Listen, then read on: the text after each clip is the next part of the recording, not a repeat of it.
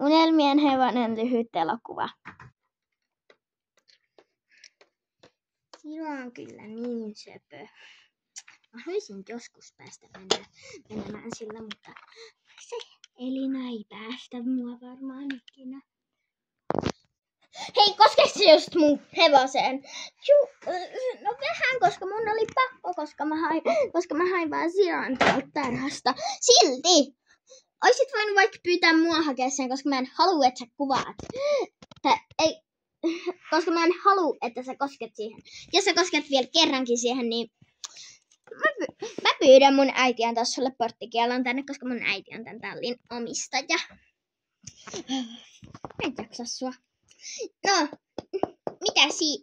No, mä vaan tein oikein. Heippa, mä menen hakemaan mun hevosen, joka on paljon hienompi kuin toi sun hoitohevonen.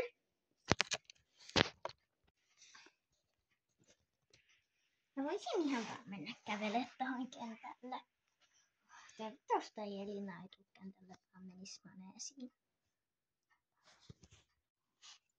Mä aion mennä tonne kentälle. Mä haluan nähdä, kun toi tippuu tuolta. No, niin mä tietenkin se tulee tänne. Ehkä pitäis vähän sabotoida tota. Mä sanoin, sä et oo yhtä hyvä ratsastaja kuin mä.